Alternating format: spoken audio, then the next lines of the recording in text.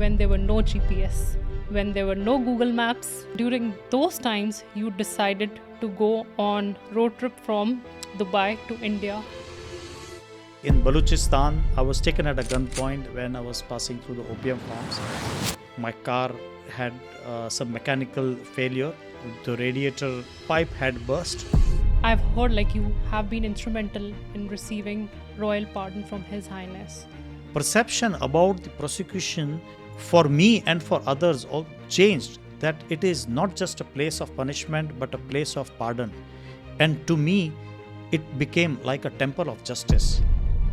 You went for a 9-hour meditation in caves in one stretch. Where did you do that? I found there was a place where Sri M, who is a spiritual leader, he had stayed in that cave. I thought it would be very nice if I could soak into that same energy.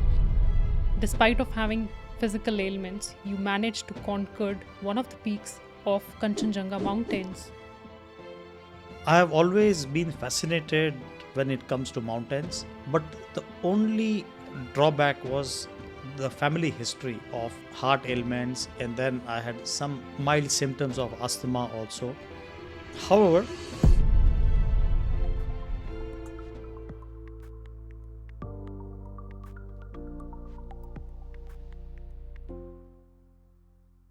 Hi everyone, welcome to Stories That Matter, where conversations aren't just heard, they are felt. I'm your host Aisha, and I'm so excited to have each one of you on this incredible journey ahead with real stories, real power, and real purpose. On this show, we get phenomenal people who share their stories of transformation, resilience, and self-discovery. These wonderful people have turned their pain into purpose, their challenges into growth, and I'm sure listening to these conversations, you'll definitely be inspired to be the best version of yourself. No part of me takes this for granted, and I'm so grateful to each one of you who are listening to this show right now, because you matter and your voice matter. And I'm so thankful for giving these stories a place to land and grow. Our very first topic of discussion is all about men's mental health. Why do men suffer in silence? And why seeking help is considered as a sign of weakness? And why you want men to be always in control of their emotions, of their situations? We'll touch base all these topics in a while. But before that, let me introduce to my very first guest on this show, Peenesh Sanghvi, the unstoppable Himalayan guy. I'll tell you in a while why I tagged him the Himalayan guy. But let me share an interesting fact about him. He's the only Indian to drive from Dubai to India via road. Isn't it cool? Interestingly, he also has helped people to get released from the jail and received royal pardon from His Highness Sheikh Mohammed bin Rashid Al Maktoum, ruler of Dubai. Isn't that amazing? Well, the reason why I have tagged him the Himalayan guy, it's because that's where he feels it's his real home, a safe place to breathe, to reset, and to reclaim his life back. It's my honor to have him on my very first show. Welcome, Peenesh, to Stories That Matter. thank you, Aisha, for such a splendid introduction. And it's a privilege for me to be your first guest, a title which I know I will always own it, no matter how many more guests you have on this podcast. For sure, you'll always be remembered. The first ones are always remembered. Yes, indeed. Yeah. Indeed. You spent 9 months in Himalayas. It wasn't a break. It was a pilgrimage. After spending 3 decades of consulting experience in Dubai, you end up winding up everything and you went to mountains looking for stillness, silence, and that also in mountains. Was that an escape? What was going in your mind? Was it a route or an escape from the world? So, actually, both. I was running from the chaos and upheaval in my life. And at the same time, I was looking for solutions and some peace. And being a mountaineer, I could only find recluse in the mountain.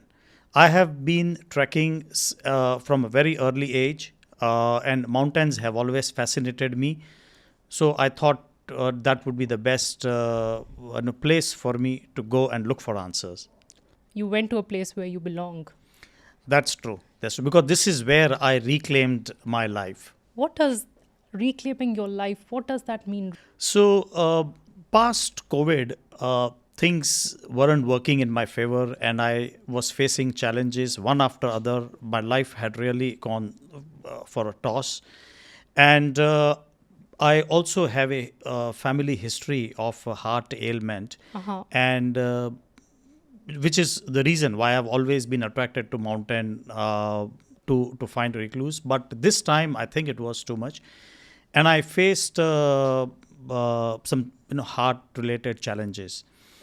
Uh, One day, I had severe pain in the chest, and fortunately, I still had a few seconds to practice whatever I had learned from a sage whom I had met many years ago, who taught me how to control the heartbeat. How do the sages in the Himalayas do it? And I Wow. just gathered strength to practice that, came home and continued doing that. And for the next 2 days when I worked on it, but still I went to a doctor to get my tests done. And when the ECGs were done, during the blood test, they figured out in the enzymes that yes, I did went through something, and I was advised to get admitted immediately, because I thought that I knew how to heal myself. I refused, to which they were very unhappy. They made me sign some documents just so that they are not held responsible if anything was to happen. And after 10-15 days of regular practice, again I went to the same hospital. But he refused to do the test because of the reason, whatever, I had not got admitted. Anyways, he gave me the option of doing those tests in some other clinic, and I took it back to him, and they saw that everything was clear. This gave me the confidence that whatever technique that I had learned does work. Now, I'm saying it doesn't work for everyone, but if you have been practicing this from a very early age and you know the right way, then there are ways where people can heal themselves. So I knew that it was a little serious than before, and I decided to wind up, declutter myself. Wow. I closed down my consulting business, and I sold my car. There was a very famous book, The Monk Who Sold His Ferrari, by Robin Sharma. Yes. And I was perhaps one of those, to be monks who sold Mercedes before I Wow. left for this trek, and many other assets. And this was one way to declutter, not just in mind, but also physically. With all those detachments, I went to the mountain trying to reclaim my life back. Was it like you were running towards something or you were running away from something? What was your thought process going at that time? Selling a car, decluttering yourself, taking refuge in mountains. So, So cars to me have always been my first love. I have great love for the cars from a very early age. And also because of that, I had been involved in rally driving. I also happened to drive, as you mentioned, be the first and the only Indian to yeah, drive from Dubai yeah. to India by road. And this could happen only because of my love for the car. Uh, Selling away my possession, my car, wasn't easy. I remember I hugged my car and I cried when I Oh, handed it over to the new driver. And that, this is what I oh, feel for the. It is not yeah. just a machine for me, but it is something very dear to me. So yes, with a very heavy heart, I had to take that step. That was a tough thing to do, leaving your, precious assets behind and, going to mountains in silence. That's not an easy thing.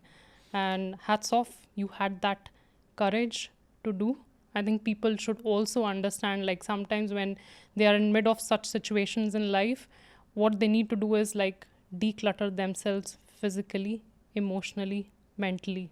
That's what they need at that time. When men are going through difficult times, I think I feel like that's one of the therapy that can work, decluttering yourself. That's what you did.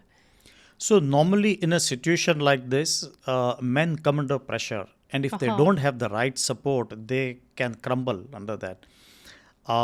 Some may even take drastic steps when you are under such a financial turmoil, Uh-huh. and when everything is going bad, you just get into the downward spiral. In my case, also it Yeah. did, but uh, I had some people with whom I could talk, and I think that really worked. Uh, and I understand that it is very important to have at least that one person very close to you. It may not necessarily be your family member, but someone with whom you can relate this matter. In my case, that worked, and this one person who is my mentor, who is my ex boss during my consulting career in KPMG, and he stood behind me for the steps that I was taking. Originally, it was meant to be a 3 to 4 months trip, but as you rightly said, it was not just a trip to the mountains, it was a pilgrimage. And how these 4 months turned into 9 months, it is unimaginable. But it was a phenomenal trip. I heard that you went for a 9-hour meditation in caves in one stretch. Can you explain, like, where did you do that, and what was your experience around that meditation, and what different you felt at that time when you were just sitting there? So, meditation has always been a part of the practice in my daily rituals. And the first time I ever meditated in a forest was probably 10, 15 years ago. So, this time it was basically continuing that practice and doing it little more intensely with an objective to recoup my health. So I Uh-huh. started my journey from the north towards Kedarnath and in the interiors of that. And I went to the point where it was still around because there was heavy snowfall. And I'd identified a place where I could stay for a longer time. And my daily routine involved doing some yogic practice, meditation, and connecting with the universe. So, mainly connecting with the energies of the universe. And I also happened to meditate along the Ganga River.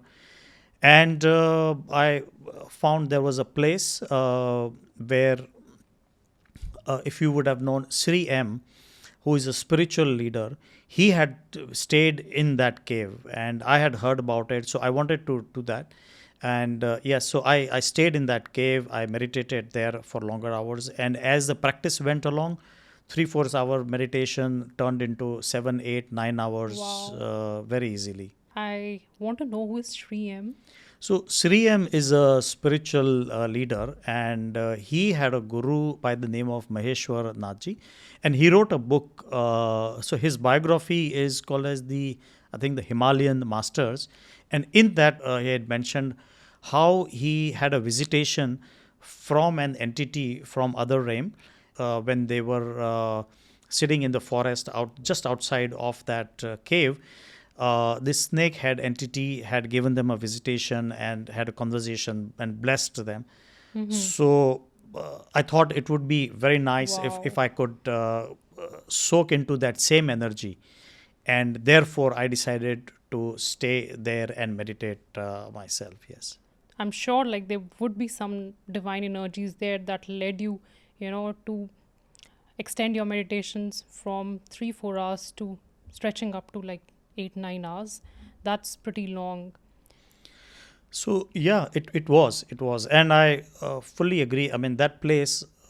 Otherwise, I mean, it was in the middle of the forest. It's not safe. It was because it was infested with wild animals, especially leopards.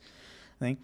And the person with whom I was communicating about this, and he said that, look, you be very careful, even if you have set up the pyre of no, fire, and if ever a leopard came to you, Leopard. don't you ever feel confident that if you show up that piece of log of the fire, you'll be saved, because even before you could reach it, the leopard would pounce on you.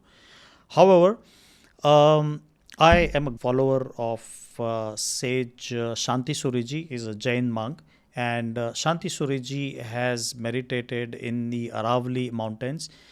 And my first ever serious meditation was in the Aravali mountains, purely because I felt that his soul was still present in a non-physical form. And I believe that if ever I ever meditated anywhere in the forest, I would have his protection and blessings, where I would not be affected by any of such dangers.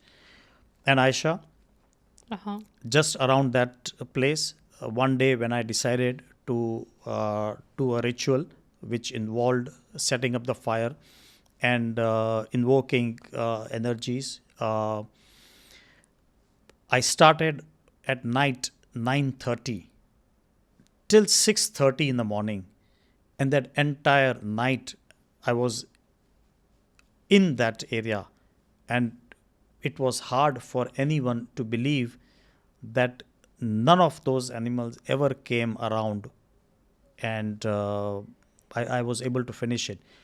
2 days after this, when I walk to the place on the same river bank and I see a carcass there, so that means if leopards have visited this place, how is it not possible that they would have not got my scent 2 days before that? So I certainly feel that yes, there was some divine help, Wow. some energy protecting me. I truly believe like there were powers protecting you there so that there are no animals, no leopards, no snakes touching you and and they spoiling your meditation. Yeah, that's really nice. I think you're blessed to have that journey.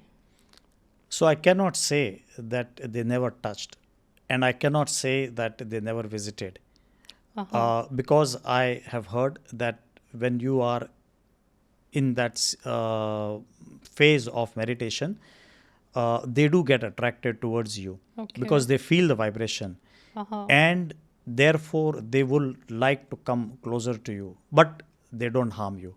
However, since we don't know how to deal with them, and therefore we feel scared, but this is what is taught, and it requires practice to be able to handle a situation like that. So I cannot fully say that I never had any visitation from, or that none of those creatures never touched me. Feel like sometimes it's so important for us to just take that pause to feel and reset the way you did when you were going through emotional turmoil, disturbances around your world. So I feel like that is so important when when men are going through that emotional turmoil, whether external or it's internal. It's very important for men to just pause, feel, and reset them, and that's what you did. You reclaimed yourself back by by doing this whole, like, your 9 months journey completely reflects that it was so important for you to take that pause and reset yourself and reclaim your life back. Yes. So after spending some time to get my health back on track, and by that time I was also clear that yes, my health was doing okay. Uh, then I visited some places because I also wanted to learn a few other things.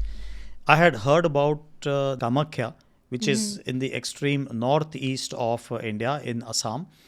And when it comes to uh, learning Tantra, I don't think there is any other place in India, or Hmm. perhaps not just India, but in the world, more powerful than Kamakhya. So Tantra has different the perception in different parts of the world. In the West, it is considered as, Tantra is more related to sex or those activities. In other parts, it is more about dark energies or thing. In in Vedanta and other thing, it is about utilizing the cosmic energy and manifesting it into this world for whatever purposes that you're doing. So here I'm talking about the pure and the good Tantra. And therefore I went to Kamakhya, and the energy, the experience there was amazing, phenomenal. I stayed there for quite some time, practiced that, and the things that I witnessed thing was phenomenal. And I met some good people also there who were also on the same path. People from different countries, some from Canada, from Russia, uh, many places across the world. Oh, that's nice. So, can you tell my listeners a little brief on in your 9 month journey to mountains, which were the key places you traveled? So maybe they might plan to go there. So most of my time spent was in the mountains, mainly in the Himalayan area. So sometimes it would be in Himachal Pradesh, sometimes in Uttarakhand, sometimes on the extreme north side, close to Nepal. And I had to go to few places in between also to learn those things, and then whatever I would learn and practice, I would implement it by going back to somewhere no more closer to the foothills of Himalayas or other places. So after I visited Kamakhya, I went to Rishikesh, and then from the Rishikesh, then I went into the interiors, stayed at some very secluded place, very cold even during the winters. I mean, it used to be, the temperature used to be 5 degrees or so. And then I did whatever was required to do, which even included, so let's say even at a morning temperature of 3 to 5 degrees temperature, I would still take shower with cold water. Wow. People there would have warm water boiled, but I always used to have normal water. I mean, that normal water in the glass bottle was still very cold. But those were Sure. the things that I was taught many years ago to do, and I followed that religiously, no matter how hard it was for me to do it. Can you name few caves, the cave names where you went there and meditated? Because for me, meditation was always like, sitting quietly in any place, maybe next to, in mid of nature, next to river. But today I'm listening for the first time, like somebody meditating in caves. It like that's a new thing for me to believe that, like, which cave you'll recommend me to go if I had to go and visit and do my meditation practices. So Can you name I a few of them? I cannot differentiate between no, one cave to other cave, Uh-huh. but basically cave is in the mountain, and the energy of the mountain is something what is be significant. But I visited some caves which are very famous, even which were not famous, but they were all the same for me. It is just that I wanted to connect with the energies of those caves because monks had visited and meditated there. So, like the cave, the Vashishta Muni cave was one of that. Then there are some very famous caves in Girnar mountain. I also visited Girnar mountain, and apparently there are caves where Gorakhnath saint who has been there hundreds and hundreds of years ago and meditate. I spent some time there. Normally they don't allow for a normal person to come and meditate in those caves.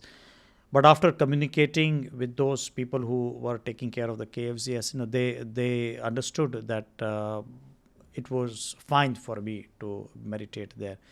Then also in the south, in Arunachal, I think it's Arunachala mountain. So it's called as Tiruvannamalai, Uh-huh. where Ramana Maharishi used to meditate in a cave there. Yeah, so some of the caves in different places of India. I'm definitely going to try a few of them in my life. Yeah, sure. Yeah, Sure. at least I'll visit them. Even if I'm not able to meditate, I at least will experience how it is, like how it feels like, being in the cave and meditating. Maybe, I'll just see how it is. True. No, it Yeah, is I a want to experience that. yeah, it is a Yeah. nice. It's a nice feeling. The energy is on very nice. Yeah. Yeah. I So, mean the energy is yeah, very yeah. high. I would Yeah. love to feel those intense energies, which I believe we won't feel when we are in our city life. That is Yeah. the best thing about the cave. So one is it protects you from the weather.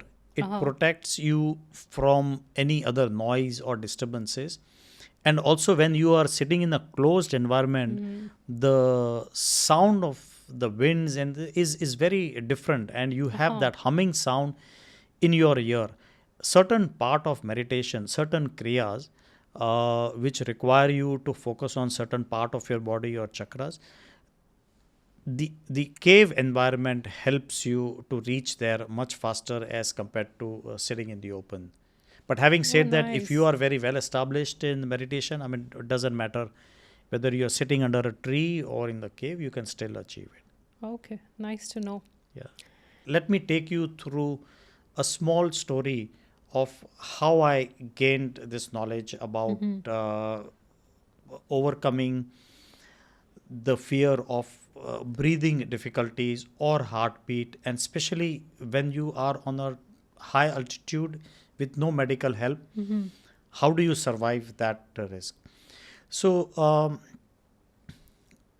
2 3 years before that, I decided to go and meditate in the mountains.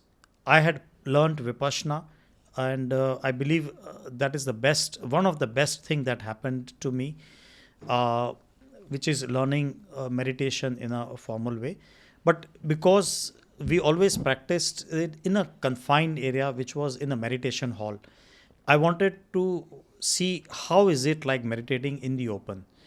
So Aravali was the obvious choice because it was not too far from the place where I used to go on vacation, and because am a follower of sage Shanti Suriji, who used to meditate in the mountains and the caves of Aravali region, and I believed that his soul was still present in one or the other form because he passed away about 80 years ago.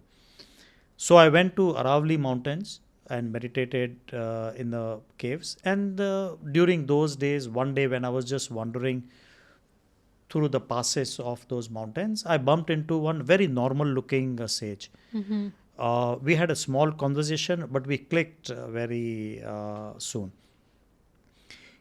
He understood about my passion to go on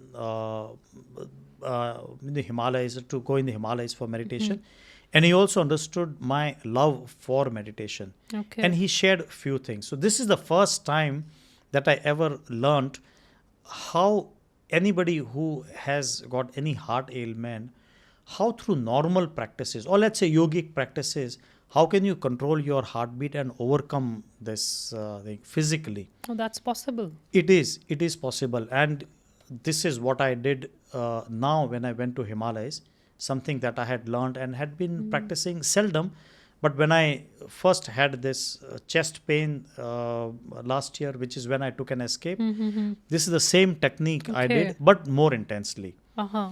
Now, when I was talking to this sage, when he taught this, I understood that he knew far more than this, which included that he had a good control over the surroundings and the environment. So I was referring, so I refer to surrounding means the animals, the wild animals around in that region.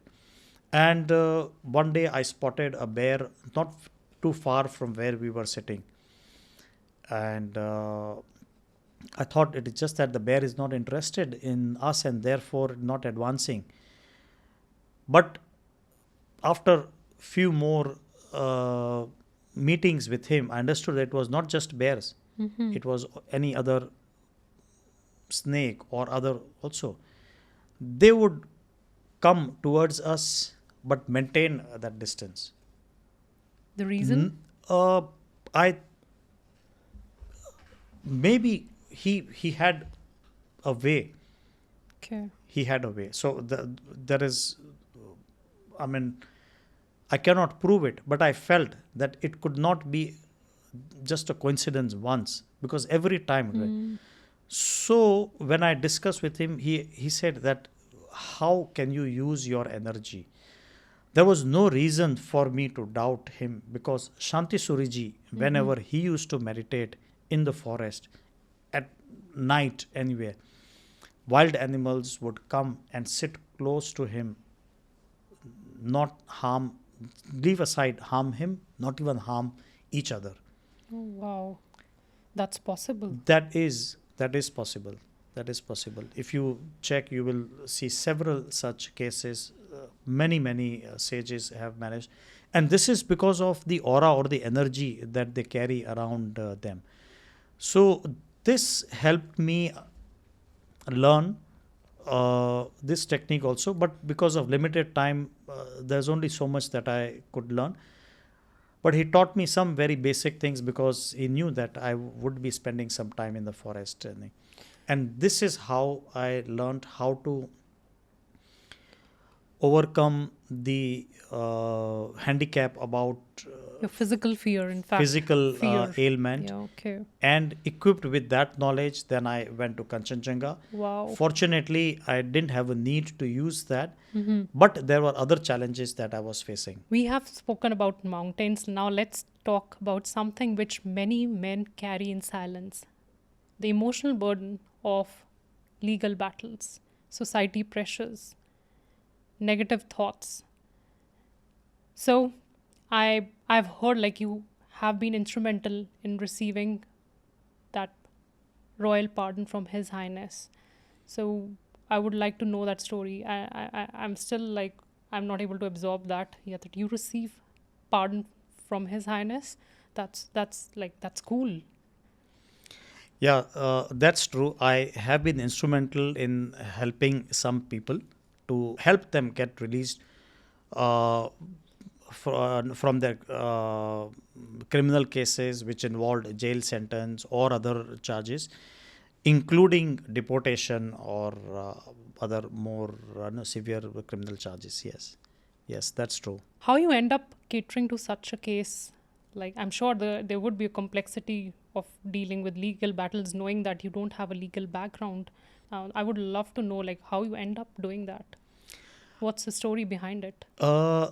Yes, so I cannot divulge into the fine details of the case, but I can tell you in general what it was. But before that, I would like to tell you how I got into it, especially Yeah. because I don't have a background Yeah, in law. exactly.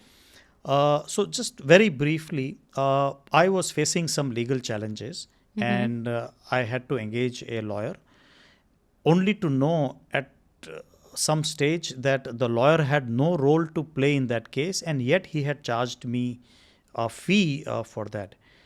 I was devastated with the case as it is, and on top of that, I discovered that the lawyer had fleeced me, and I was just shattered. Oh, I didn't know how to get out of it, so I was visiting prosecution, asking for help, meeting people, but there was no help from anywhere. Every morning, going from home to prosecution was such a dreadful journey, and I was going through so much pain. I mean, in my case, I was still sustaining it, but I can tell you, if it was for somebody else, it was like a complete breakdown for me. Just when I was giving up on this, I had a chance to meet a very senior person, and who not only heard my story about it, but he made me feel that he felt the pain that I was going through. Aisha, that conversation changed my life. That was the first time I felt somebody had shown some concern, and I felt that I was heard, and wow. that changed. Felt you were heard. That I was heard. I would love to take his name, but I can't because I have promised him to keep confidentiality about his identity. Over a period of time, case reached the conclusion, and with the guidance and with support, moral support, and other ways of support, whatever that he could offer, I managed to fulfill all those formalities on my own without a lawyer. And that allowed me to understand the procedures. Okay. Now my matter was over, and I Okay. was so delighted that I was able to receive help from this person, and I wanted Yeah. to pay it back to him. But I couldn't work out the modalities because I didn't have a legal background. Yeah. So I started talking to people within the community, and there were some people who came to know how I solved my case. So one of the person approached me with their matter, and the matter was basically the person had a jail sentence and a deportation. Okay. That was the first case. So I went to this person and said, look, Yeah. this is what I want to do. Yeah. And he laughed because what I had done was still a small thing. And this matter was way out of my league. Uh-huh. But looking at my enthusiasm and the good intention of helping a person, and mainly to show how can I pay it back, he just said that, look, this is too complicated. Nobody, nothing can do it. Only His Highness Sheikh Mohammed can do it. Now, he said it in a manner to say that this is not possible. It is not possible for me to do it. Okay. But I took it the other way. I took it literally that if His Highness is the only person who can do it, then let's go to His Highness and tell me how to do it. Oh, wow. Now, this was too much. He laughed it out and he said, okay, let's reconvene. And so next week we meet, and I was there in his office next week. Okay. Looking at the seriousness, then he took me through the procedures to it. I fulfilled those procedures on behalf of this person. And in a month's time, we saw that that application got some attention. And this raised our hope. This raised his hope more than that. It raised my hope also. I thought it would take 3 to 4 months to fulfill all that.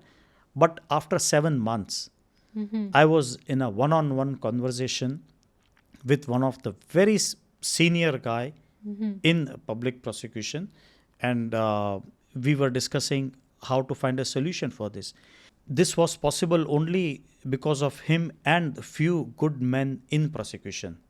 There are other people at the senior level whose name are already there in public domain. So I'm still comfortable in sharing their name because of the pardon that this person received. It has changed their lives. Not only their lives, but the lives of their family members, immediate family members, and extended family members. That's nice to know how your little intention to help someone made an impact on a larger scale, and you were handling the cases which were quite complex without any legal background. So that's really commendable. What really worked is just the intensity of paying it back Oh, yeah. to prosecution. Prosecution had helped me solve my cases, and I wanted to do something for them. That is it. Now, when I look back, I think it was my ignorance which worked. Okay. I was ignorant to understand the intensity of this case. Had I known how complex it is, I would have not taken it. Okay. And because I was ignorant about it, I thought I would be able to do it. Oh, nice. And thankfully, when I met Mr. Khalifa, who is probably, so he reports to His Excellency Isam Homedan, and His Excellency Isam Homedan, I believe, reports to His Highness Sheikh Mohammed. And when I was discussing this case with him, you can imagine that for such a serious matter, and where the fate of this person would be decided based on how this conversation goes, and I had only, I think, 15 or 30 minutes maximum to discuss on this, I was nervous. But Mr. Khalifa, I can say, a man of few words, but he understood what I was going through. And he put me at ease. I felt comfortable, and within 5 minutes, I could gather courage to discuss the case exactly. And very nicely, very politely, we discussed. And he said, I cannot promise what the outcome would be, but I promise that this case will be discussed whenever he gets a chance to meet. And Aisha, I would like to show you. This is the letter Wow. signed by His Excellency Isam Homedan to say that by the power or authority of His Highness Sheikh Mohammed, all charges against this person have been dropped, Oh, wow. and the person is released. What a And blissful I and want to journey. thank Yeah. all those few good men in public prosecution who have Nice. made life uh, possible for these people. Not only that, but they have not just given them their dignity back, but a hope to restart their life. They have given them a second chance to live their life. And now all these people, some of them, they are still living in Dubai. Yeah.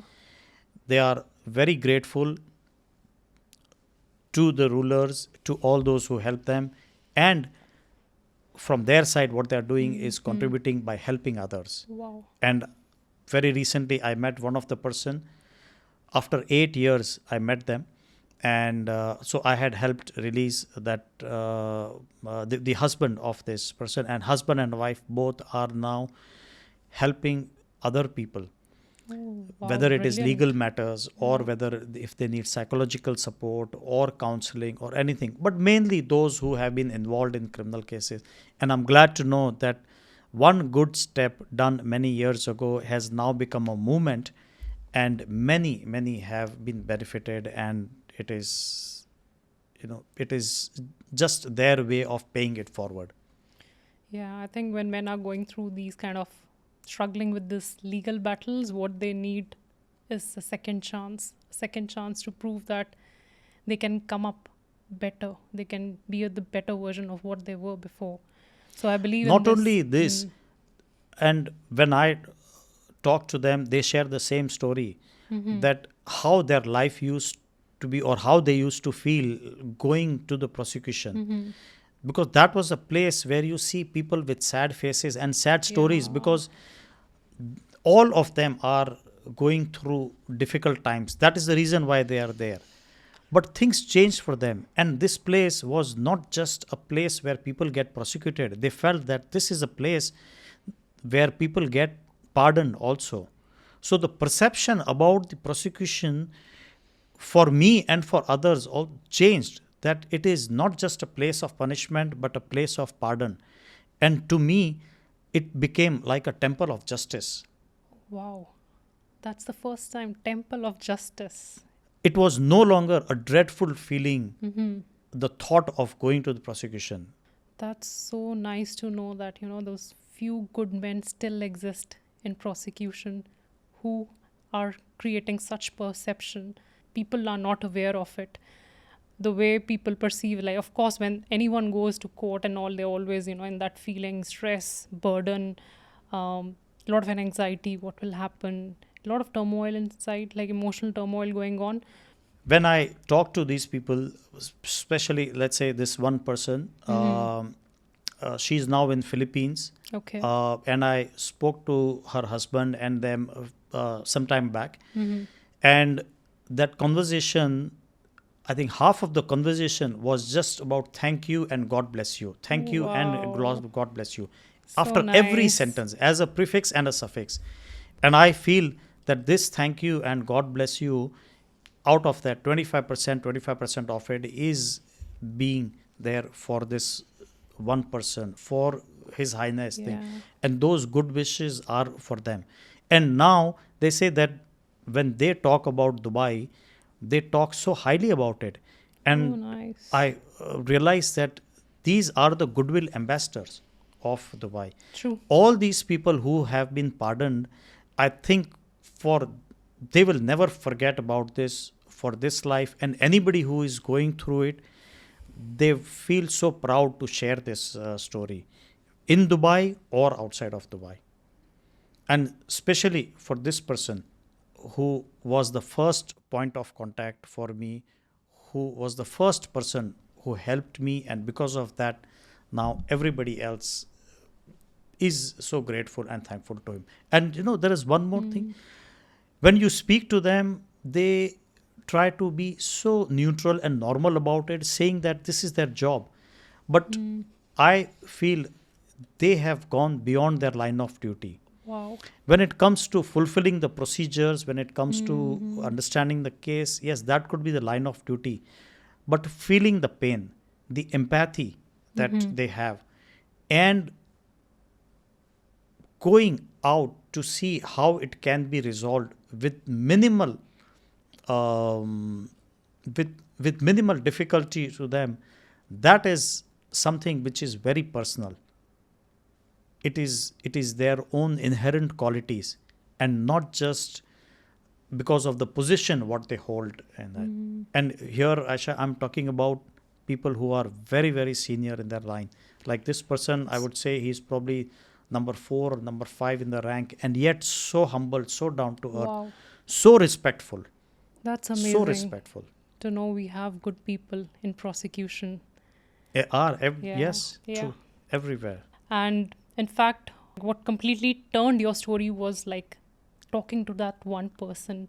I so believe in that thing that when we are going through those, difficult hardship situations in life, and I want listeners to also know when you're going through any sort of turmoils, whether it's at physical level or whether it's at emotional level or whether it's at a mental level, what's important for you is to find that one person who can listen to you, who can make you feel heard, understand, and quietly comforts you. And that's what you need. Sometimes we just don't need solutions. We don't need answers. We just need somebody to just listen to us. That's true. Yeah? That's true, Aisha. Yeah. Yeah. So let's rewind back to the time when there were no GPS, when there were no Google Maps. So during those times, you decided to go on a road trip from Dubai to India. What made you take that journey? Yes, Aisha. So this is nothing short of being a very crazy act. Now, when I look back, I also wonder how did I do it. But I believe sometimes when you are single-mindedly focused on doing something and there is something deep down burning inside you to do it, at that time you don't look at the risk and other factors. And sometimes that's why you win, because not always, I'm saying there were risks. I did go through difficult time, but as God may, have it, I still managed to overcome that. And yeah, I was successful in completing that trip, and I feel so glad that I was the first Indian to drive from here to from Dubai to India by road in the times when there were no GPS. There were, I Yeah. mean, mobile phone was a very rare thing, and that too in a sports car Oh my which had a very God. low Yeah. clearance, driving through Yeah. terrain of Pakistan, Balochistan, where the roads were also not meant for low clearance cars. Was that the car you end up selling before going to your mountain trip? No, so the car which I sold now was my Mercedes car, but this I'm talking about many years ago in Okay. 1996. Okay. Oh, sports car. Yeah, Oh, yeah. wow. I believe like sports car going on such trip, I'm sure you would have faced a lot of challenges on the road in terms of bumpy roads. Like it wasn't. I'm sure the trip that wasn't that easy. What you thought of? Well, not just the physical bumpy road, but the entire trip was bumpy, considering the places that I was visiting. Like in Balochistan, I was taken at a gunpoint when I was passing through the opium farms. And when I look back, I mean, it was nothing less than a miracle how I survived. But it wasn't easy getting a visa for Pakistan. Again, was super bumpy. But after Yeah. months of Uh-huh. effort, it happened. And it happened in very strange manners. Uh, and Gulf News had covered this trip, and things started moving when this article was featured in the Gulf News, and when Shell stepped in to sponsor my trip, and after that things started falling in place. Did you ever thought of like turning back? I'm sure you had faced numerous challenges during this road trip. Did you ever like had that moment where you thought let's give up, let's just go back to Dubai? So there were several times such moments. Uh-huh. But the reason why I did this, if you look at that reason, there was no way that I was going to leave it halfway or turn back. So Aisha, I had been fond of driving at a very early age, but we never had a car. My Okay. father could have afforded to have a car, Uh-huh. but somehow he couldn't understand my desire to fulfill that dream. So that desire was always buried. When I came to Dubai and I looked at all the fancy cars there, and when I had taken up a job, the first thing was to own a car and drive it there. I was already driving in Dubai, but that was not sufficient. So I wanted to drive it back to India and show it to my father. I mean, it has been 30 years. That was a spark in you that led you. It did. That looks and at like the that real time, reason. so that was 30 years. I have never spoken about the real reason for doing this trip, but it has always been buried inside.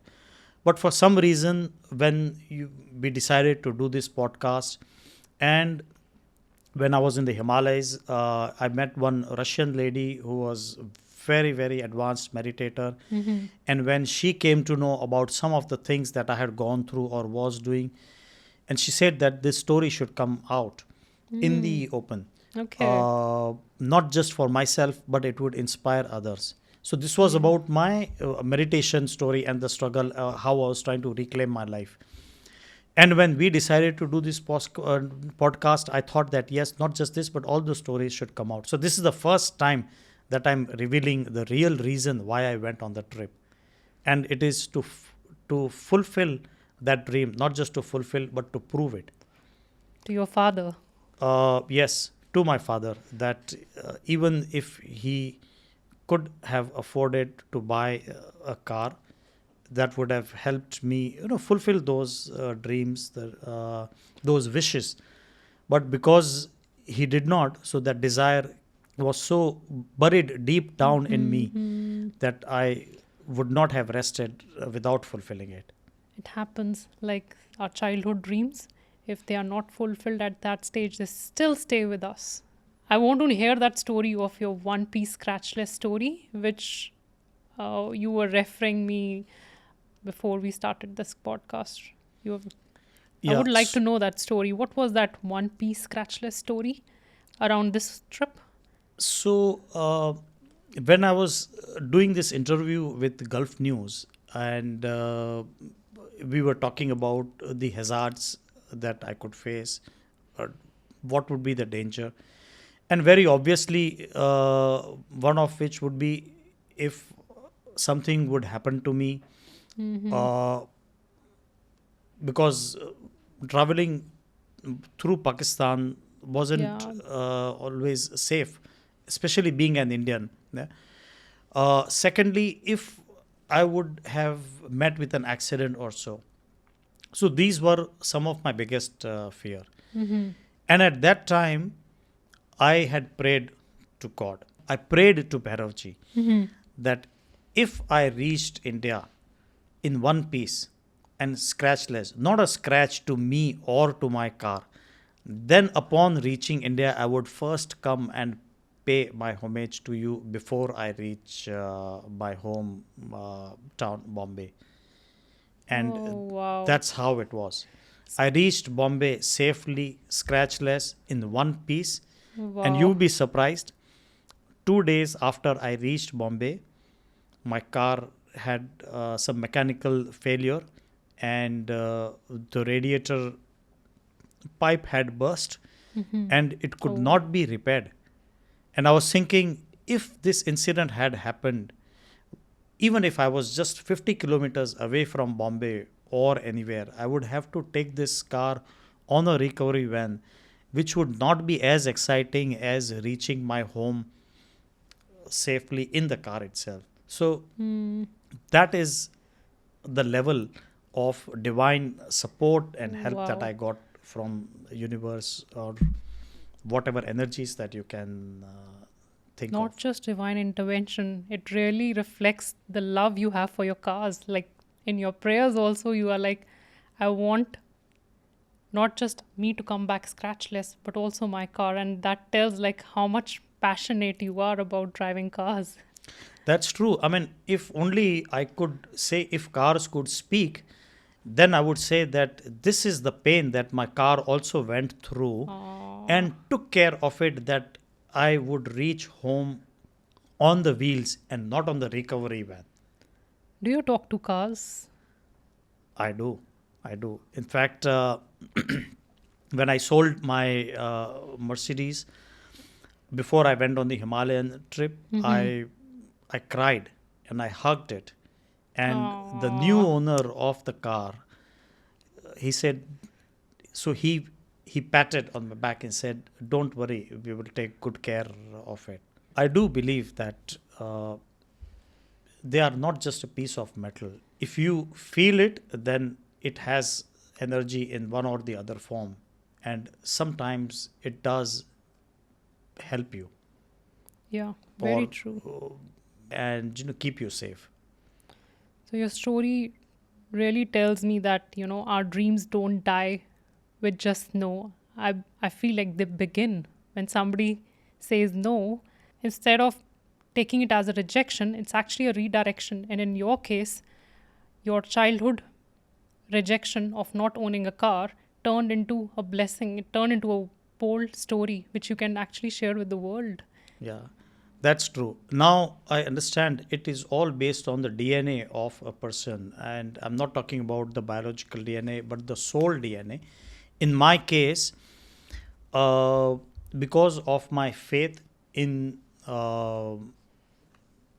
supreme power, Mm-hmm. Mm-hmm. plus my attitude of not giving up so Yeah, easily and yes. fighting back, and also if I know that this is not a bad thing to do, I would go all out and finish it until I have achieved it. In my case, I think this worked. And now, when I look back, Mm-hmm. because it was not fulfilled, I could have achieved this. If I had already fulfilled my desire of Mm-hmm. driving, let's say from the age of 18, Yeah, which is the permissible age, yeah, even though I knew how to drive when I was still 14 and a half yeah. years old, but I started driving. So after 18 till, let's say, I left India at the age of 23. Mm, If I had driven enough for those 5 years in yeah, India, then maybe I would have not had this burning desire of driving from Dubai yeah. to Very India. true. Yeah, Very true that this rejection turned into a redirection to one bold story it of did. yours. It did. And this Yeah, gave me a ray of hope. yeah, And I would always tell myself that if I can do this, then I can do that also, and this also, and this also. And this is how I thought of pursuing higher education. And the only single reason why I thought I could still do it was that if I could do this Dubai to India road trip, mm, then I should seriously work on fulfilling my this dream also. yeah. Very true. In fact, um, for my listeners, I want them to reflect that what they are dreaming of right now. What is that dream which is holding in their heart for long?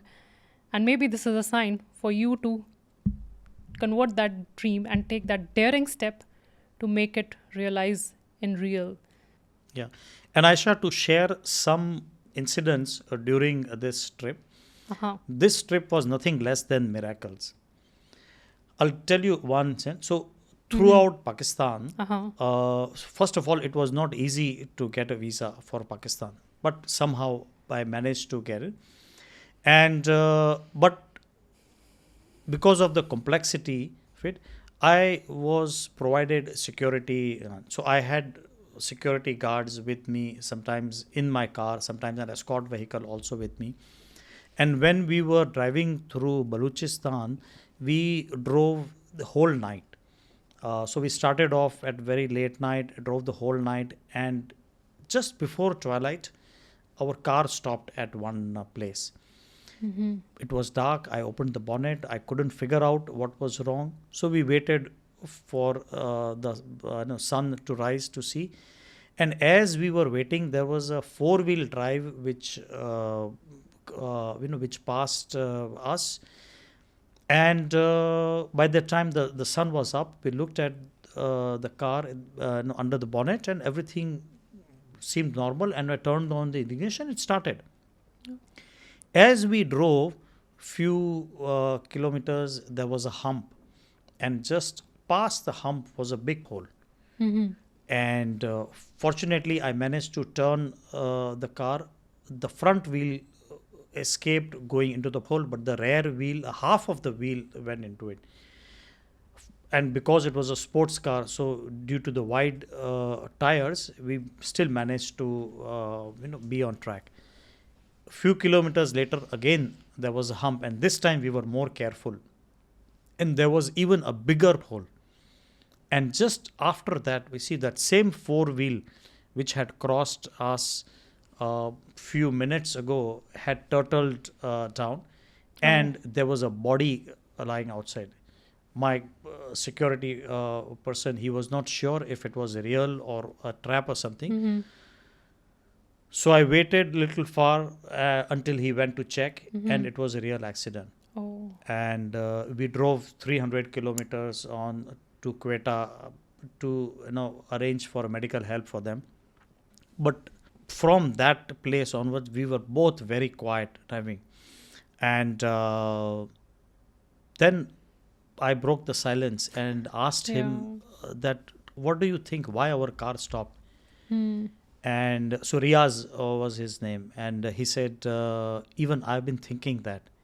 And I said, if our car had not stopped, then we would have gone over that canal and that hump in the dark.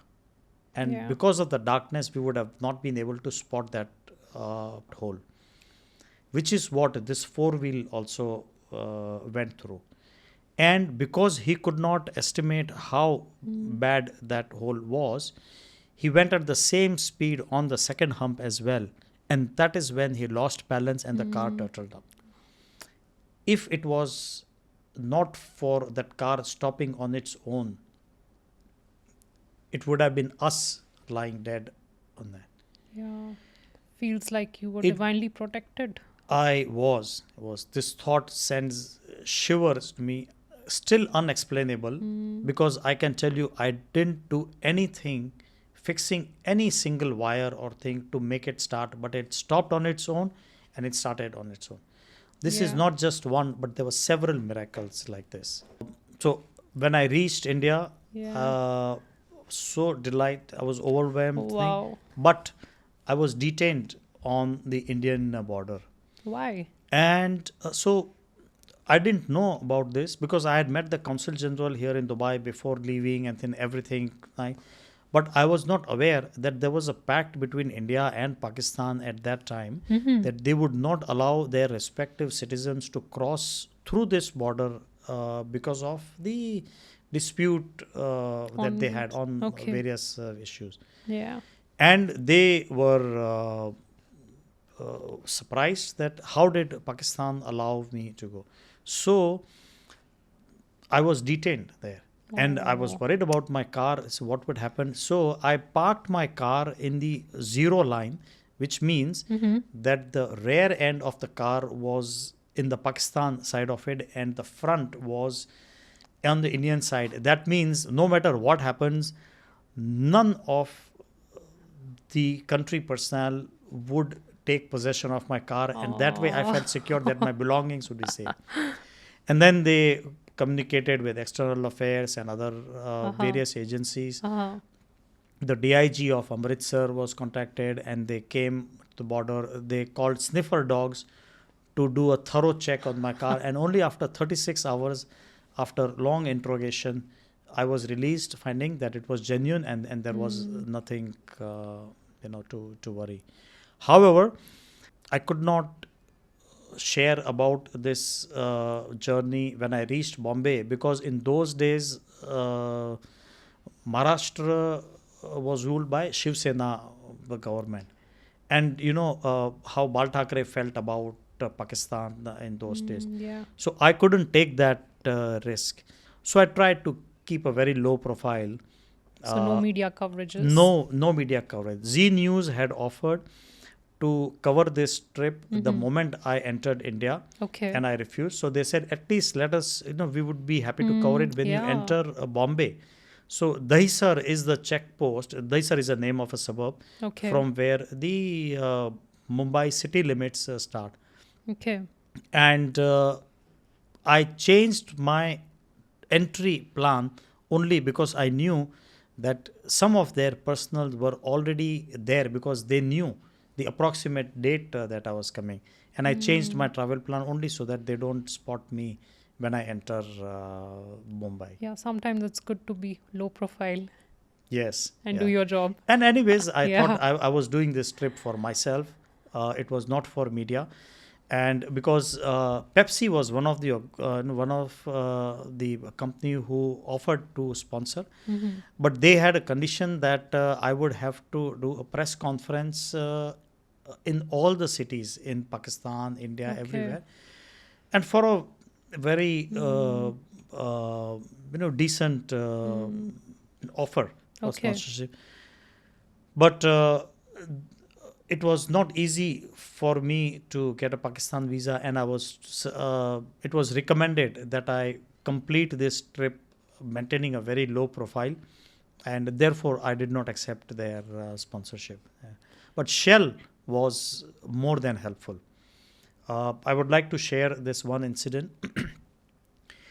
When I reached Pakistan and I described them about some of the difficulties that I faced, the head office of the Shell Pakistan issued a memo to all their offices at the city level, at the district level, at even small post levels, alongside the route which I was taking, including informing them to let all the truck drivers plying on that route which I was going to let them know that if ever they saw any car or vehicle like this, they should offer support to me, whatever support that I required. And when we were leaving from Multan, we passed through one of the site which was considered very unique because of the confluence of the three rivers there.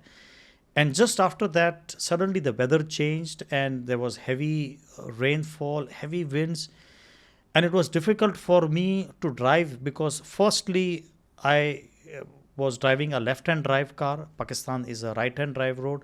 So every time when I had to overtake or anything, I would have to come completely out, and the vision was blocked because of the heavy rainfall and the lights from the vehicle from the opposite. And we spotted a Shell truck. So we stopped him, spoke about this, and he, to our surprise, he was aware that he was meant to look for a vehicle, but he said just because of zero visibility, he could not recognize us. Yeah. But he came to our support and he said that you drive behind me so that you will not face any risk from the vehicles coming from the front. And we drove for some time, and just after that, we found some other truck also. He stopped that truck and asked him to drive behind me. So I was concealed between the Wow. two Shell trucks, Wow. safe from the front and from the back also.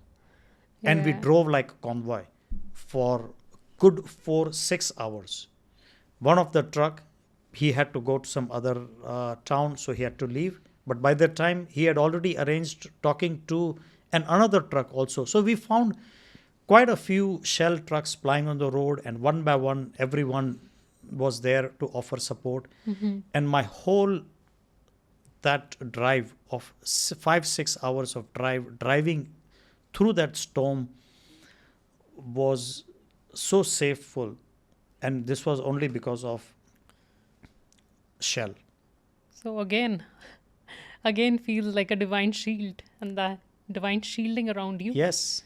supported by Shell. Yes. Physically, I was shielded by the two Yeah. trucks of Shell, but at a spiritual level, yes, it was Yeah. divine Yeah. you know, safety thing. Nice to hear that story. Yeah, yeah. So let's transition from your story of daring to dream to facing your fears. Your story around Kanchenjunga mountains. Despite of having physical ailments, you managed to conquer one of the peaks of Kanchenjunga mountains. That's like a way of facing fears. Like you conquered the peak with your physical ailments, and you were able to do that work. Yes, so I have always been fascinated when it comes to mountains, but the only drawback was the family history of heart ailments, and then I had some mild symptoms of asthma also. However, so I was fortunate to find one person, a sage, a normal looking person who knew the technique how to control your heartbeat. Uh, and this is what these sages in the Himalayas do. Okay, interesting. And he taught me uh, how to practice that, and this gave me the courage to pursue this dream about trekking in Kanchenjunga. Uh-huh. So I had heard about Everest, but I thought Kanchenjunga would be good. One, because it is not so crowded as Everest, and at the same time, uh, this is the third highest peak in the world. Yeah. Uh, so I decided to go on this trek and to summit on one of the peaks in the Kanchenjunga mountain range. Yeah. Yeah. I would love to know that Sherpa story. Yes, certainly. I mean, if it was not for him, I wouldn't have been able to conquer that fear. So we had already reached about 12,000 feet, and the trek from that point onwards was very steep. Okay. And he knew that I was suffering. I was suffering because of one, we were carrying 20 kg load on our back, and because of the trek very steep, he thought that I would not be able to make it. There were other people already talking about sending me back, because they thought it would be best to send him back from here rather than much above, because then they would have to look for help. And when we were discussing about the fears, I told him that how fearful I was feeling because of the fear of slipping. Yeah. And the reason was, just few days before that there was snowfall, and those boulders which we were trekking on were covered with snow. But the snow was not so thick that I should be wearing crampons. And because I was not wearing crampons with those shoes, the normal shoes that I had, I would slip every time. And he said, "Don't worry about that. Whatever may happen, but you will not fall from the mountain." And I said, "No, how do you say that?" He said, "I have seen you picking up the rags and those chocolate wraps or chips wrap, in spite of carrying heavy load and in spite of the fact that I was the last to reach." And I said, "Yes, because I felt very bad that the mountains, such nice, clean, serene, why would they have to bear all these plastics around it?" Wow. What So a I used to nice carry thing. them and then Yeah. dispose it off responsibly when I reached my point. And he said, "Mountain never throws a person who has shown respect to them." And that statement gave me the confidence that no matter how many times I would slip, but I would not fall. And this is how Wow. I used to talk to the mountain, communicate to them that I care for you and you make sure that I don't fall. So you talk to mountains and they listen you. Wow. The fact that I am still uh, alive and not injured, and I made it to the top and I came back down safely. Yes, on my way back, I did injure myself where I had a ligament issue on my left knee. But still, I made it back on foot right to the base. And Wow. this was certainly because of the blessings, whatever the energy of the mountain or the divine energy there. Mountains took care of you really well. That's really amazing. Like, just the words of Sherpa made that difference in your mindset, and you had that courage to overcome your fears, your internal fears of falling down. That works. Like, when you are in such situations, when you're facing fears or any sort of troubles, sometimes you just need little shift in your mindset, which gives you the strength to overcome your fears. In your case, his words were magical, and you could conquer the peak. And it's really commendable for you to pick up trash, garbage on the way. That's one of the way we pay tribute to nature, in a way that you know so nature takes care of us, nature heals us. That is true. I mean, if you see, I have always believed in the energies of nature. To me, Mm-hmm. God or anything Mm-hmm. is in an energy form, not in the conventional form or anything. Mm-hmm. And this love for nature is just beyond the air, wind, or trash or anything, but it is much more higher. Even though I must say that because of our earthly things, it starts from here. Mm-hmm. And ultimately, then it boils down to your thoughts, your emotions, your Yeah. vibrations, your energy. And that is what constitutes not just your spirituality, but your communion with universe and with the energies of the universe. And I believe in my case, this is what worked. I always had faith in universe, the energies of universe. Yeah. But I think the words what Furbu Vangyal said, it just Mm. reiterated Yeah. that I need not worry about it Yeah. because mountain will take care of it. Yeah, sometimes we need to hear that words, one person therapy, like one Yes. person, assuring us, one person telling us, making us feel safe. It's so important sometimes in life. So So, he yeah, since he's a Sherpa, so yeah, for him, mountain is the god. They call yeah. it as mountain god. And I Uh-huh. was only going by his faith about the mountain as if it's an entity Mm. that he could communicate with. What do mountains whisper back to you? They do, they do. They do. So he understood that I was talking to the mountain because I would wake up. So the sun used to rise around 3:30 in the morning. At Mm-hmm. that height, at Yeah, yeah. 15,000 feet, we would have a very early sunrise. Okay. And he said that yes, I saw you many times. That while everybody else was still resting, I Mm-hmm. would wake up and go and sit on one of the rock and do yoga or meditation. Mm-hmm. And then, even though I was not eating because I didn't feel like eating, and he thought that this was the worst thing because it would hinder my whole process of acclimatization. Mm-hmm. And even I don't understand, but more than that, even he cannot understand that how did I still manage to acclimatize even if I was not eating well. And Mm-hmm. I believe that I was getting energy from the sun or from other sources, and Okay. of course the divine source. So I want you to give advice to the listeners, the young, aspiring adventure seekers who are planning to go for such mountain treks. Uh, can you please share some sort of advice for them, like who are just planning to do or just thinking to venture on? Maybe the story can give them a hint to do it. So I just want you to share one piece of advice for them. So of course, you when you are in the mountain, there are a lot of risk, and one has to be Mm. responsible and be be sensible about whatever they do.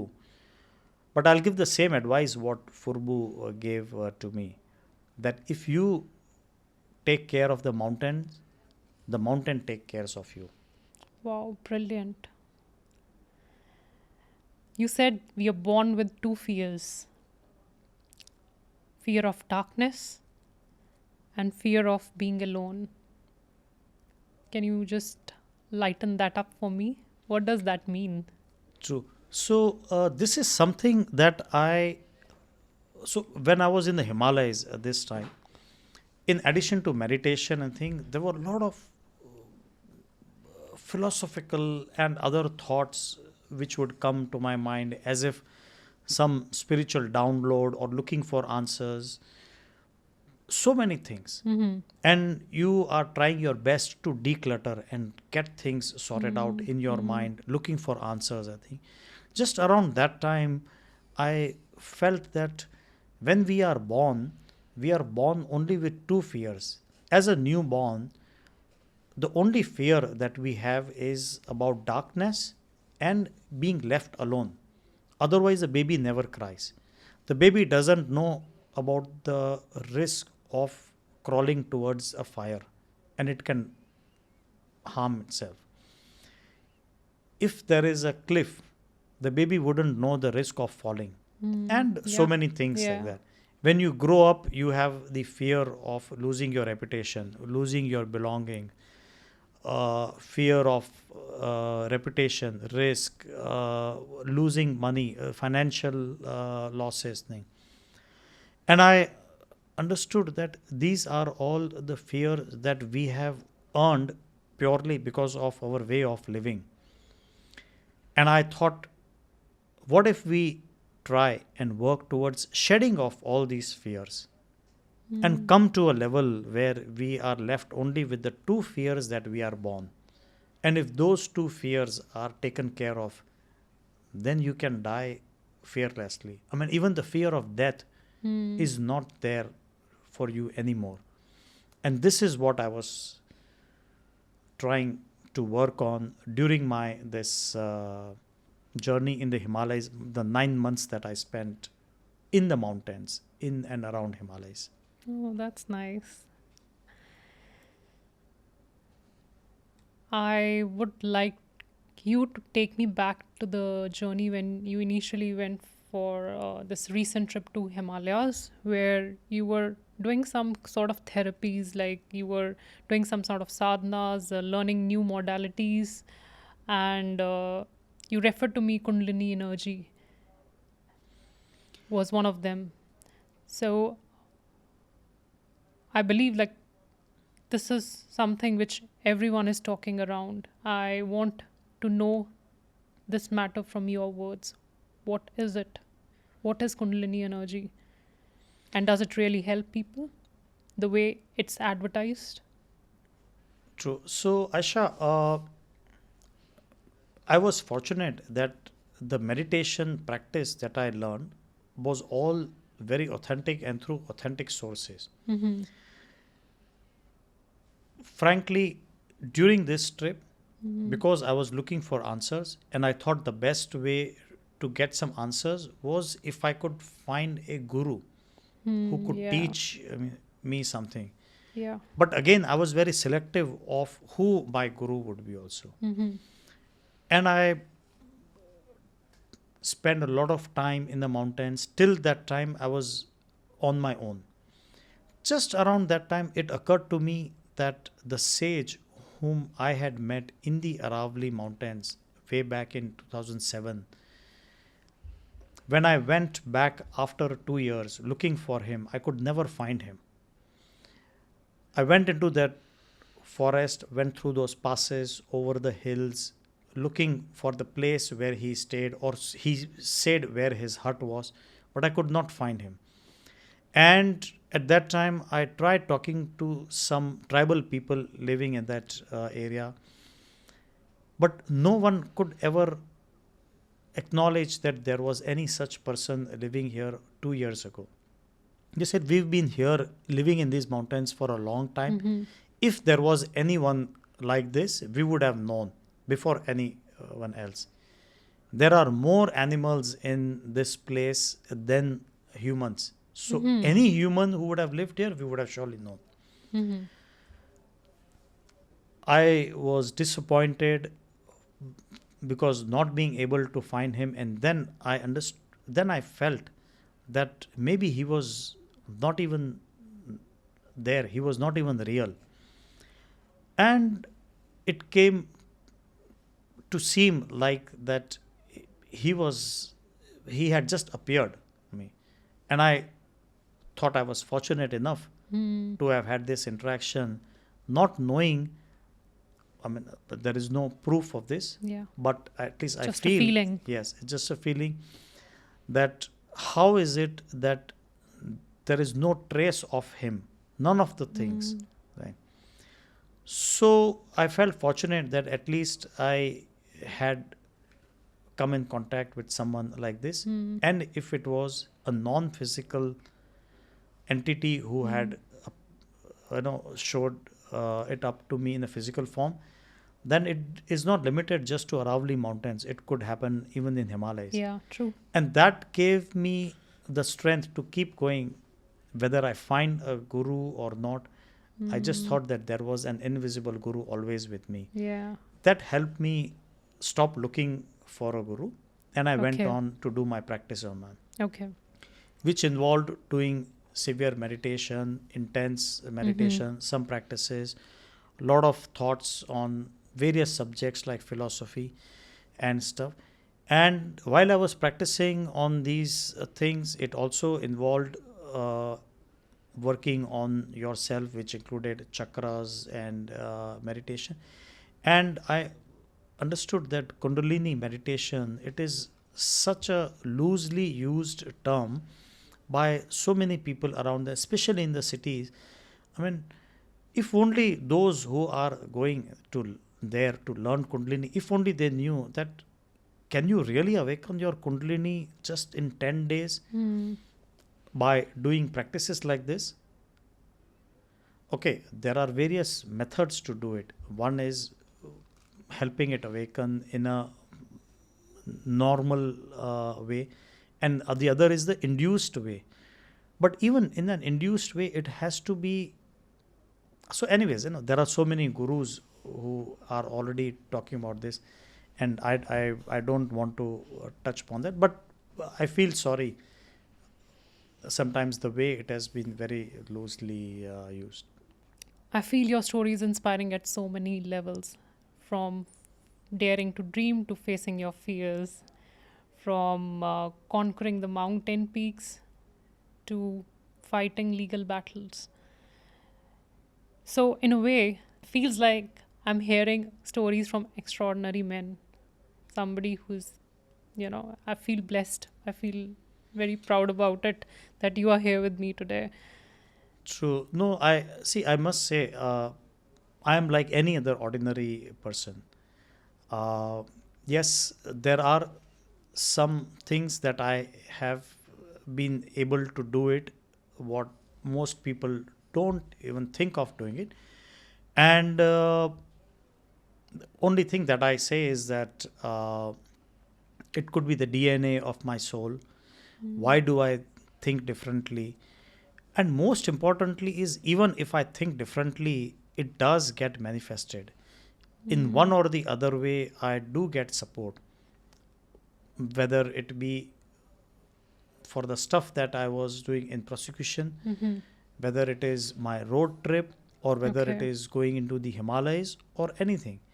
And I'm fortunate and I feel blessed that in the times of distress, at least I know that there is some divine energy which is looking upon me. And this could have been possible because of various modalities that I have been introduced to, the meditation practice, the places of high energy, high octane that I've been visiting, like the Kamakhya or other places.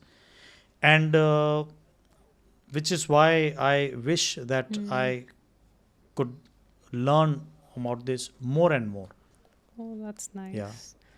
So, one piece of advice which you want to give to men right now on the show, the men who are actually going through a lot of emotional turmoil, physical turmoil, mental turmoil. So, what would you like to say to those people? Like one piece of advice from your side. So I will only say something from my own experiences. There is one thing which really makes me feel sad, that why do people say when men are going through something and when they are on the verge of breaking down, Why do they say that don't cry, be a man? Right? We're even as a Yeah, boy or yeah, anything, this yeah, is what yeah. we have been taught. Yeah, That how can you cry, be a man? yeah, But tell me, don't men have emotions? yeah. They do And have. what is wrong in crying out? I Yeah, mean, if at all we understand the whole process of what happens in our body when you cry, I understand or I believe that our body releases some chemicals when you cry. And whatever those chemicals which are responsible to make you feel depressed or to pull you down, they have been released. So I believe there's nothing wrong. There is nothing wrong in crying. And it is too harsh on men mm-hmm. to expect them to take so much when they are already going through a lot. Okay? Why do they have to succumb to pressure? And this is when sometimes you go through the downward spiral Yeah, and all these sad thoughts come to you. yeah, And when they can't find any support, they go deep into it, and then it leads to depression, and then depression leads to further severe thing. And sometimes those thoughts about suicide and such thoughts come to your mind. No, if only it is being treated well, then I don't think men would have even have to go through this. Fortunately, in my case, at very early age, in the sense much before I could even get into this trap of getting such thoughts, mm-hmm. I was introduced to meditation or so.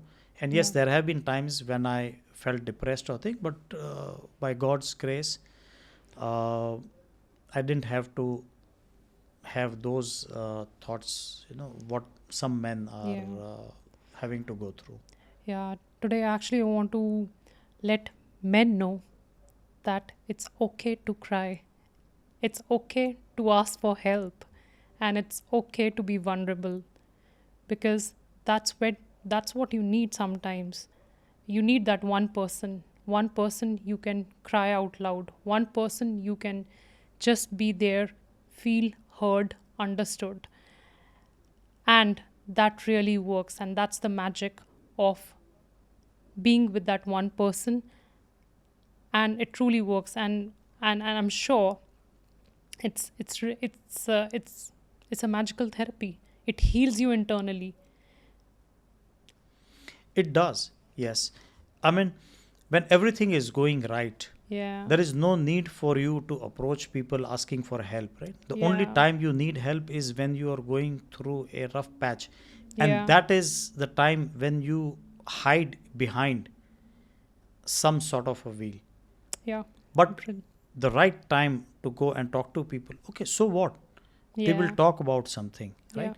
I i went through a tough time, and it took me a lot of courage to actually open up and start talking to people and face it. Yes, there were some who did not pay much response. There were others who made fun of it behind my back or otherwise. So what? But it only made me stronger and stronger. And now, exactly.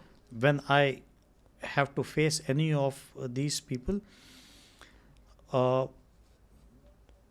I Yeah, don't feel vulnerable.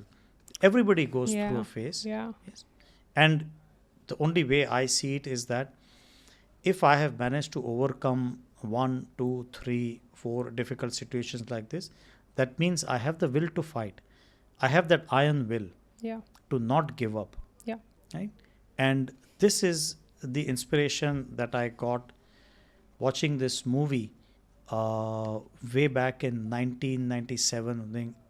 The title is The Iron Will. It's a story about a young boy who has seven or eight sledge dogs, and mm-hmm. how he wins this race, and purely because of the iron will.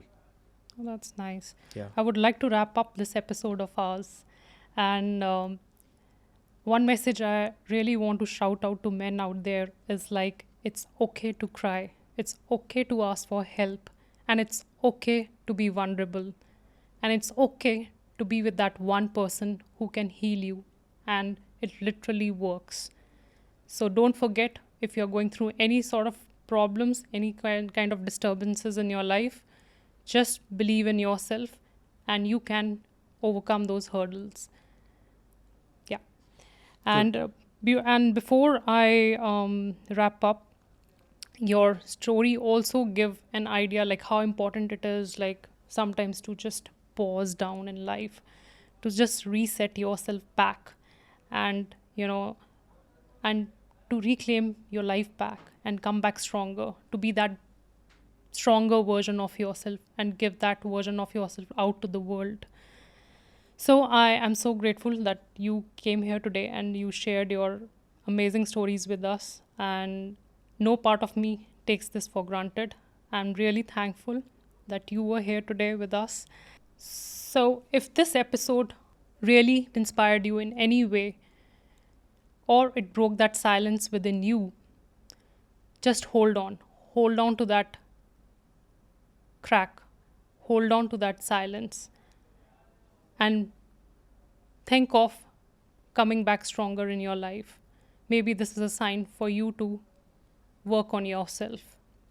And if this story and if this episode really made a difference in your life today, and you feel that it can make a difference in somebody's life, then do share this episode with your friends, your family who really need to hear the message out that it's okay. It's okay to be vulnerable. It's okay to seek for help. That's the best thing you can do when you are going through your difficult phases in life. It's okay. Thank you, because I truly believe transformation happens when the silence ends. Thanks, Peenesh, for coming to our show and sharing these beautiful, amazing stories and being part of our very first episode of Stories That Matter. Thank you. Thank you, Aisha, for giving me a chance to share my stories. They have always been concealed in my heart for a long, long time. But if it can make a difference to somebody's life, then I think it is worth Exactly. letting the world Yeah. know what Yeah. I did whenever I went through this. Yeah. But I must say that this was possible because of few people that I had come across in my life at different times, at different stages, and because I had that support, uh, it just made it little easy and possible for me. And I'm sure there is that one person for everyone, whoever needs help. It's just that we need to show, Open to receive. open it to Open. We need to receive be that. open to even Yes. receive that one person in our life. Yes. Right. Yes. So I think we can. That's a brilliant thing. Like, look for that one person. Look for that one person in your life who can really make a difference, who can make you feel heard, who can make you feel understood, and you will be healed. Trust me, you will be healed. If at all we ever have a chance, Yeah. this one person that I was talking Yeah. about, Yeah. if I can ever bring him on the podcast, the friend that I was talking about in persecution, I'm sure he would have many, many Oh wow. stories to tell about people who face difficulties in persecution. But as I said, he likes to keep a low profile thing. But I hope one day I wish so. could succeed to bring him on the podcast. Would be my and this would be my way of saying thanks to him for his support to me all throughout.